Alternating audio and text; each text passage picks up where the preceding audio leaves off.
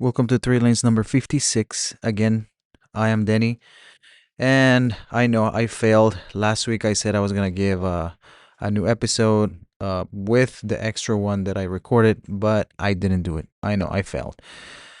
This time, or today, I was actually going to wait. I was actually not going to record this, and I was going to try to record, I don't know, maybe tomorrow, another time.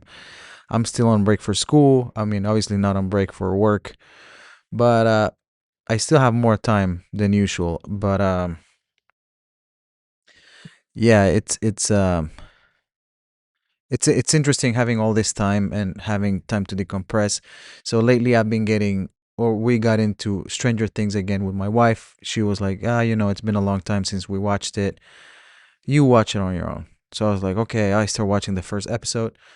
Got hooked again, man. So now I told her, hey, I think you should watch this. So we start watching it together. We are on episode 6, so we're making our way to the final few episodes. I would like to finish it before I start school, but again, I digress. Today we will be talking about the 911S. Why the 911S? And it is because a few things. So I think I talked about the 912 before, and we briefly touched on the 911. There were some other models that I thought it would be interesting to know about, like the 911R, which we talked about. But why are other iterations that nobody talks about, like the 911S, right? Or the 911E, or the 911L, or the 911T? There's so many iterations of the 911, and not a lot of people talked about them, or at least I don't see it or analyze the why those exist. So I would like to briefly touch on that today. And as the 911R, if we recall from the previous not the last episode obviously, but the episode where we talked about the 911R, which is episode 50, um, we spoke about how and why that one was created and the time where the first iteration came out. And the 911S came out in 1967, and it was the first performance variant of the 911 lineup. And what differentiated this one from the original 911 is the 160 horsepower, same engine, flat six, and the introduction of the Fuchs wheels, Fuchs. I believe I'm pronouncing it right, Fuchs. And this was basically one advantage that the brand had over everybody else. The price where the 911S was introduced was $7,695. It's around $600 more than the original 911. Now, obviously, it's an icon, a collector's type of car. But I will go over the 4P analysis and why this car is what it is today. But this car started between 1963 and 1967. So Ferdinand Porsche sketched the 911 in 1959, as we know, and this was going to be the successor of the 356. But initially, this car was designated as the 901, but then they had some issues with Peugeot that said, we own the trademark of 901. So then Porsche was pushed to change it to 911. The production started in September 1964 of the original 911 in Stuttgart, Germany, where the model still continued to be produced. The original 911 had a 2.0 liter air-cooled flat six engine, 130 horsepower compared to the 160 from the 911S, which we'll talk about in a little bit. And let's see what else. By 1966, Porsche basically said, we have a pretty good product here. We need to expand the range. So the 911 Targa came in. That, if you don't know it, you can remove part of the top of the roof kind of like a T-top on muscle cars. But yeah, some iterations came in around that time. So the 911S was introduced in 1967, but in July of 1966, they unveiled the 911S, which the S stands for Super, and is the basically a top of the line at the time of the 911 family. Obviously, they introduced 1966 for the 1967 production year, and some of the enhancements, besides being just cosmetic, it was it had a larger intake, exhaust valves, uh, improved improved engine, basically all the internals. I'm not gonna bore you with all that stuff, but basically he had twin Weber carburetors, and all these modifications amounted to 160 horsepower instead of the 130 that we mentioned, and 6,600 RPM, and 132 pound-feet of torque at 5,200 RPM. And that's basically a summary of it. Added to that, the actual wheels, the Fuchs, and the suspension, which is Connie shocks absorbers. They were larger at the front. Oh, sorry, larger front and rear roll bars, ventilated disc brakes to handle the increased horsepower, and also it was the first production to come with the forged aluminum wheels designed by this gentleman, Otto Fuchs, and that's why they get the name from. But the 5-spoke Fuchs reduce unsprung weight by 3 kilograms, around 3 kilograms per corner, compared to the steel wheels that the 911 came in, and improving the suspension responsiveness, and it became a way better car than the original 911. Some of the challenges that the 911 faced were mostly regulatory, specifically in the U.S. The emission standards have always been screwing auto enthusiasts a little bit more, because the emissions are more strict here, you could say. So in this case, in 1968, the 911S was stopped from being sold here in the U.S. because it didn't pass the emissions test. So this just increased the desirability from the American market. But the 911S came back in 1969, and Porsche had equipped it with a Bosch mechanical fuel injection, and this increased the output even to 170 horsepower and meeting emission requirements, which was great for Porsche because the US technically was their biggest market at the time.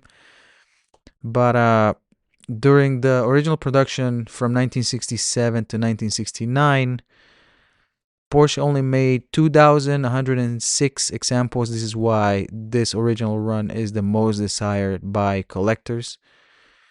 But they were made 1,492 coupes and 614 Targa variants. And because of the racing success that the 911 has had and the technical innovations of this new model, the foundation for the 911S collectability was there. And yeah, it's basically one of the most desired cars, I guess, from the 911 lineup, from what I understand. But some of the racing heritage, the 911S established Porsche's reputation in international motorsport through the late 1960s and 1970s. But one of the races that they won with this car was the Monte Carlo Rally, and they won in 68, 69, and 70. I'm not going to bore you with any more details, but yeah, that it basically created a bigger name for this 911S. which also served as the foundation for the 911 ST racing variant from 1969 to 1972. This one competed in the Nürburgring, the East African Safari Rally, Le Mans, Daytona. So anywhere you can think of, the 911S or 911 ST variant was there. So if we go into the 4P market analysis, I already spoke about the product, which is the 911S, but we'll brush it up a little bit just so we know. We'll gloss over a little more just to get some more details about this car. But we have the functional performance, the 30 extra horsepower, 40 after on the second iteration that came to the US after passing emissions, the ventilated discs. Ventilated disc had a superior fade resistance. By the way, if you don't know what that means when you brake at higher speeds, your brakes get hot and the braking power gets reduced significantly. So the ventilated discs keep the brakes cooler, so there's less fade or less loss on the whole braking power. But the Connie dampers was an improvement over the stock suspension and the roll bars. Roll bars make a huge difference, but those came from factory, which is great. That improves the cornering stability. So when you're turning, the car moves less. So there's less body roll on the car, and you can control the car a little better. The differentiation, symbolic differentiation, is the Fuchs Forge alloy wheels became the immediate visual call out, right? That if you see those wheels, or if you saw them on a car, you would say, well, 911S, that's right there. But the experiential quality, it was a higher revving engine, sharper throttle, and supposedly more communicative chassis created a driving experience distinct from the standard 911, right? I never drove one. I don't think I'll ever drive one, but that's what I know from the research that I've done for this. Let's see. Next, we have portfolio management. This is something that I wanted to touch on because we're talking about 911S, obviously, but Porsche also introduced the 911T, which stands for Touring, which is an entry-level model in 1968. They also created a three-tier hierarchy. So it's the 911T for accessibility, 911L or E for mainstream buyers, another one that I would like to dedicate an episode for, and the 911S, which is the episode that we're talking about today. This was for performance-oriented enthusiasts, and the segmentation basically helped Porsche target different people, right? So if you're a racer-oriented people or person, you go for a 911S. If you are more into like A to B time of driving, but you want people to see you in a Porsche, you go for the 911LE, L/E. So it's not the same. One is the 911L, the other one's the 911E. And then if you are kind of like on a budget, then you go for the 911T. And that's how it worked back then. Second P, price. The original price for this car is MSRP at $7,695, which is 10% premium over the 911, which was $7,000 MSRP. This price positioned the 911S in the premium European sports car segment. I don't think that has changed at all. When people say, oh, Porsche used to be more affordable, blah, blah, blah, maybe, but the brand always tried to target the same segment all the time. They wanted to be the Rolex of cars. So whenever you think Rolex and Porsche, they use the same strategy. The pricing strategy might be obviously different because one is cars, the other one is watches, but the marketing strategy has been exactly the same. Comparing to other more affordable cars or Japanese cars from the time, we have the Datsun 240Z, which was at $3,800. This was still a performance car, but it was more affordable, you could say. And obviously, the Porsche has always been less than a Ferrari, so Ferrari's offerings were higher in price at that time, which still are today, right? So nothing different. The market target is technically the same, but the competitive pricing context that I can give you is that Alfa Romeo Giulia Sprint was approximately 5K, $5,000, and the outgoing 356 SC from Porsche was around $5,000. And yeah, these are benchmarks, but that tells you that Porsche was aiming for something a little higher. They were going up in the that pricing bracket scale. But when we compare the Porsche with the American muscle or British sports car, the 911S basically represented German engineering precision at a premium price point. And I don't think that has changed. That stayed the same. Buyers basically chose Porsche not for the horsepower per dollar value. So you are not looking for a muscle car here. You're looking for a sophisticated handling car, build quality, and the kind of like, if you see me on this, this is prestige. This is something else. This is something else. Owning a German sports car, right? That's basically what it's communicating. Um, Otherwise, we can tackle some factors that drive some investment performance of this car. So scarcity is one. Only 2,106 examples were produced during the original run. Original run. There were two runs, right? When they came back to America, that's the second run. The cultural significance. The 911 established a template for performance variants that define Porsche's identity. Analog purity. There's no eights in that car. Everything is air cool, mechanical fuel injection, no electronics. So if you're a purist, this car would have been basically for you. If you can afford it today, it could be for you too today, right? Racing heritage, motorsport. There's You don't have to ask about Porsche, right? Porsche, it's known for motorsports, heritage and history. Brand strength, Porsche sustained market position and brand equity, super classic model appreciation.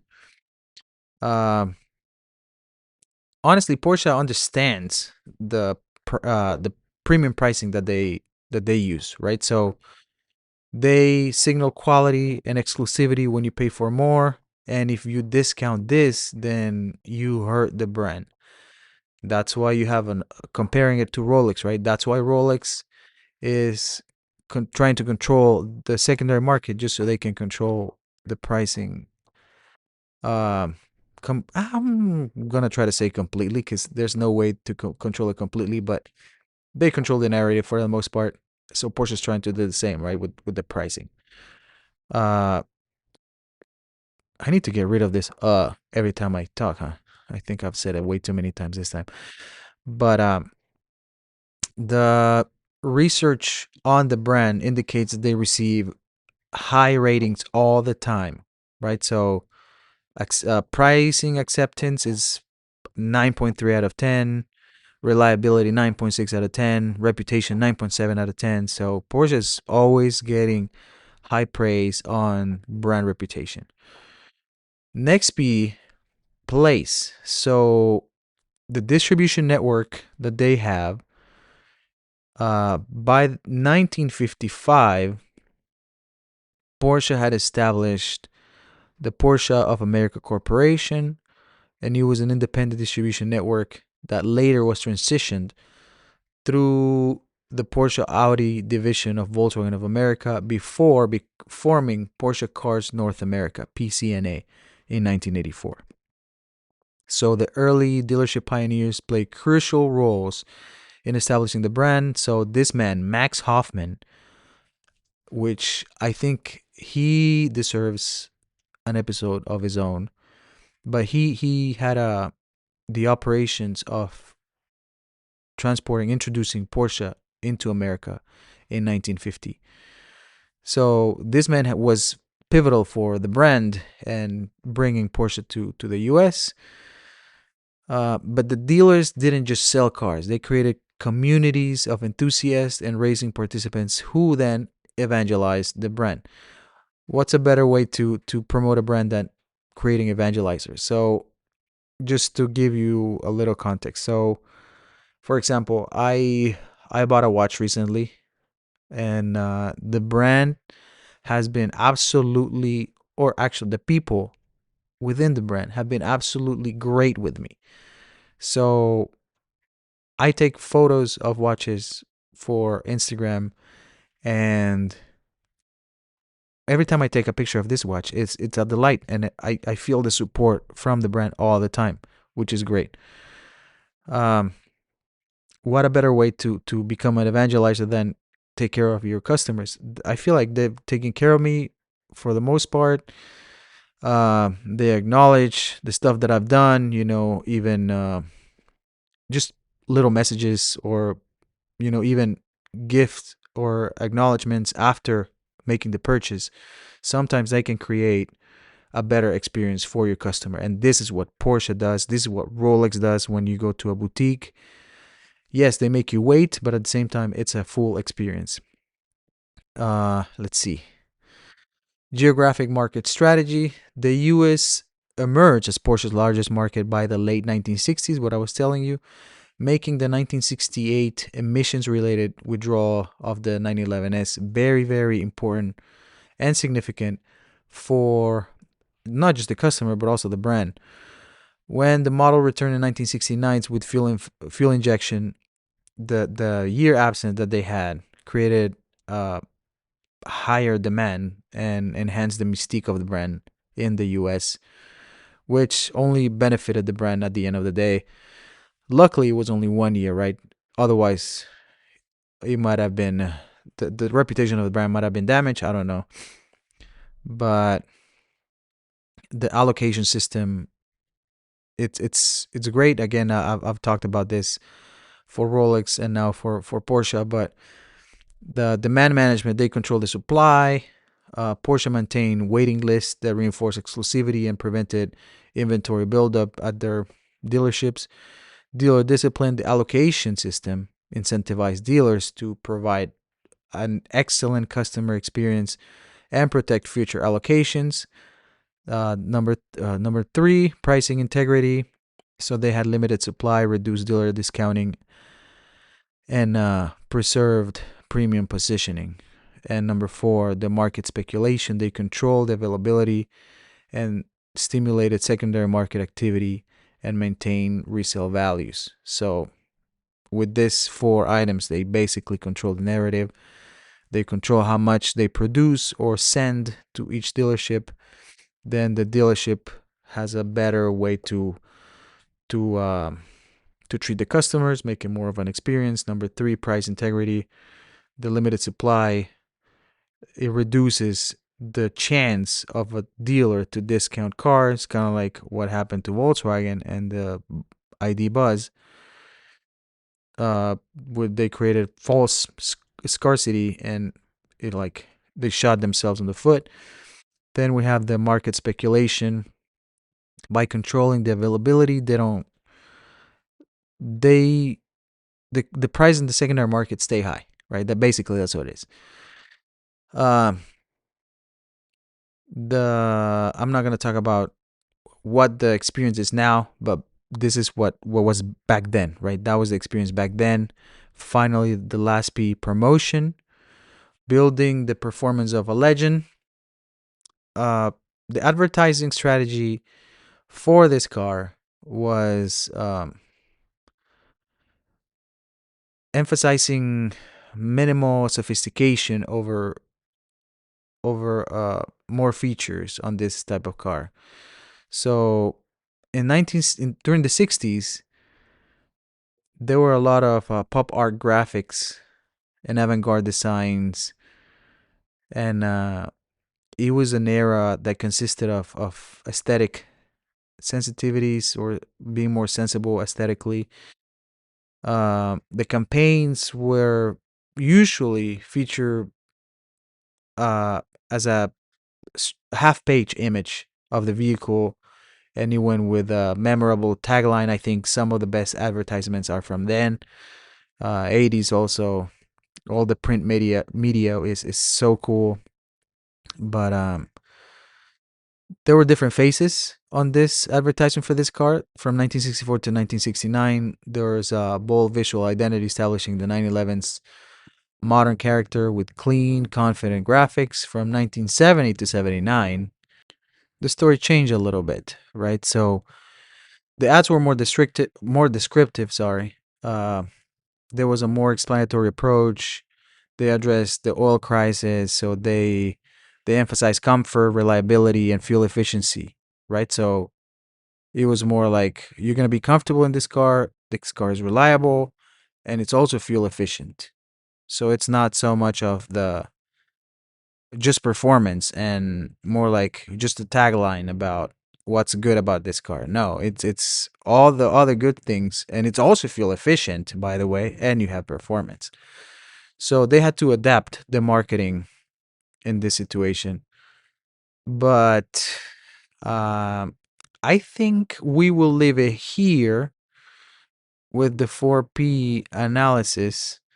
But it's interesting to see how the 911S was created as a kind of like a response of Porsche again, a response of seeing that they could target different segments of the luxury car market and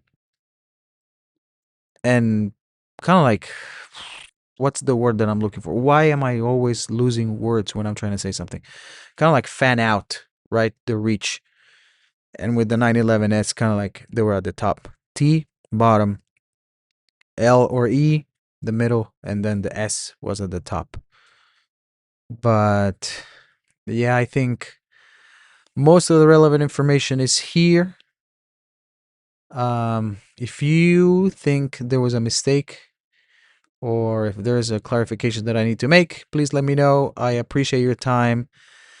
Thank you for stopping by again. Happy New Year. Merry Christmas. Happy holidays. Thanks for being back. I'll see you next time.